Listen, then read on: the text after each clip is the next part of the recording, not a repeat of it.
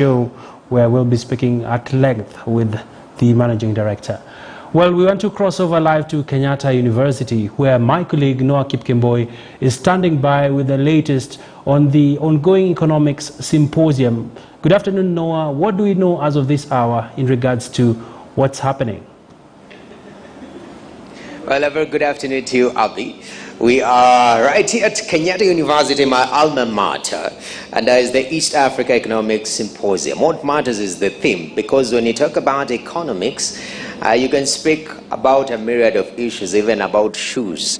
But the theme today is building business resilience and sustainability during economic recession and pandemics for the achievement of Vision 2030.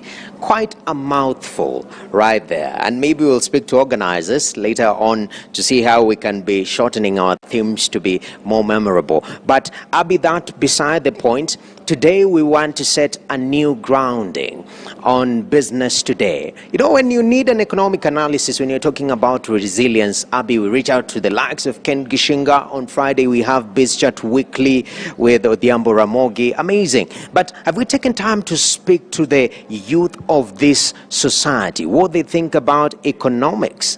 Well, today we are doing exactly that. Since we are in a learning institution, I'm really honored to engage young people in universities studying economics and to get their take on what it means generally for when you talk about resilience. So starting off, of course, they say ladies first. Yesterday was International Women's Day. Happy belated International Women's Day. What's your name?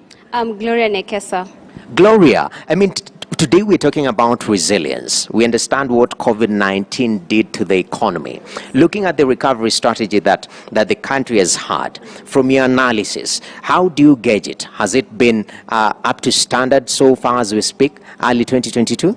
Yes, so far it has been good, especially in terms of health sector. It has really done an amazing job. Though in terms of economics, the businesses are still coming up slowly, at a slow pace, but we believe that by the time we are in 2023, then things will be back to normal. But now we have another factor at play. We can't ignore the conflict between Ukraine and Russia, and we are having a trickle-down effect to the economy. How will we be able to, withstand the high cost of some foods and also oil? You see, such problems are globally, and you see, as economists, we need to come together and think of solutions that can help even the underdeveloped countries. Because you see, Ukraine and Russia, these are developed nations, and you see, they are superpower nations. And for us as Kenyans or the East Africans or Africa at large, we are still developing countries. So we need to come together and come up with measures that can help to cushion our economy as the developing nations. Definitely. Thank you very much, Gloria, for your input. There is a powerful lady. When you talk about analysis of economics, she's saying the health sector is one of the sectors that have been given priority. The vaccination rate has been actually, on Africa's average, it's been quite low, but Kenya, we are doing quite a number of things to make sure that that is going up. I see this particular gentleman looking very sharp. Sir, what is your name? I'm Ochieng Joseph Omondi. Yes, the three names, Ochieng Joseph Omondi, very important. So Ochieng, looking at our recovery strategy as a country, Gloria has mentioned health. But one of the key issues we've seen recently is the discussion about the border sector, how it's infiltrated by a lot of young people. And here is the question about employment, other than the issue of security. In terms of youth employment, do you think we are doing enough to make sure that young people are getting the necessary opportunities for jobs? Okay, I think the government is doing a great job considering the opportunity that they're opening so far, such as the Ajira. There's a training that Ajira was conducting recently. It helps young people to at least get some skills so that they can easily get in the job market and help solve the employment problem. About the border issue, I think what the measure that the government has taken so far is really going to affect the small and the media enterprises, because the issue wasn't tackled that much better. Because one thing, most of these border riders, most of them supplying foods to many companies like the Jumia and the McDonald's, things like that. So when these sanctions that the government has put in place recently, yesterday, a crackdown on the border riders, I think it will really have a great impact on the employment of these young people. Yeah. Very important to note that. And before I leave you, the outlook of 2022, we saw we were having quite, a bullish outlook to it. We were hoping a quick recovery, and now there is a new factor at play on top of COVID-19. How do we withstand this issue of Russia and Ukraine, briefly? Okay, the issue is it's a great impact throughout the globe. One thing, Russia and Ukraine has really placed big sanctions, especially on the export duties. They've really increased the prices of the export duties so that at least they limit the exportation of wheat.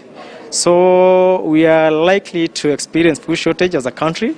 So we are headed to a bad era for our country. We struggle to solve the pandemic through vaccination, which is doing better because actually recently the Moderna company will set one of its branches in Kenya recently. So we've done much, but the Ukraine and Russia, tricky. Thank you very much, sir. I really appreciate it. So that is another input from a young, budding economist saying that things need to be done differently. We've seen the issue of crackdown on border, which has been a security concern. But what will be the other side of the coin? What will be the impact of that? And right now I'm joined by this particular gentleman in Czech. What's your name, sir? Oh, my name is Michael Ochieng Odongo. The three names, very important to mention that. So, Ochieng, we are looking at a global environment that is becoming volatile by the day. And what the big boys, when the elephants are fighting, the grass is what is hot. And to be honest, economically speaking, we are grass. How do we cushion ourselves from some of these global challenges that we are seeing? I think right now, like the world of the global economies, they are so dynamic. So what is happening in the world is under little control of the government. So what the government can do is only to provide measures under which the country can sustain. If you take, for example, the price of oil, Kenya is not that a great producer of oil. So what the government can do is making people to have money that they can be able to purchase the goods. But controlling the prices is exogenously determined. But talking about controlling money, that is one of the interventions that you can say might lead to another inflation. Does that mean we print more, or does that mean how do we boost money supply? I know during elections that's another dynamic. People say pesa inatembea during elections, but how do we boost that money to the pocket for majority of Kenyans?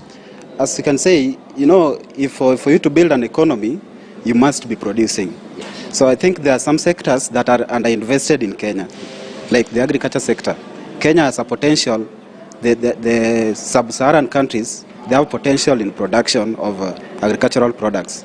So the most important thing the government can do is investing in our agricultural sector so that instead of importing, so the capital flows out, we can keep our money and purchase our goods so that we develop our sectors to accumulate more people.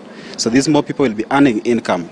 You see, when we depend more on imports, then the prices that we are going to purchase the goods are expensive at times. Yeah, so... Yeah. Definitely. Very important. So at this particular moment, we want to take a short break. Right here at Kenyatta University, we want to hand it over to the studio, over to you, Abi. Remember, these are young, budding economists, and they're giving their takes on matters that touch our economy as a country. Hopefully, in the second half after BBC Money Daily, we'll be able to break it even down further in regards to the recent changes. We're seeing proposals to the Public Finance Management Act. What do these economic students think about this change, and how will it impact our uptake of date at the end of the day? Over to you, Abi. All right, thank you so much, Noah, for that update. I know quite a number of key figures are at this particular symposium, including the governor of the Central Bank of Kenya, as well as lead economists. That includes Kwame Owino. he'll be interacting with them as we progress. But now I want to take you on, before we go on a quick break, let's give you some more stories now. And East African Breweries PLC Yes. and its flagship brand Tusker have kicked off a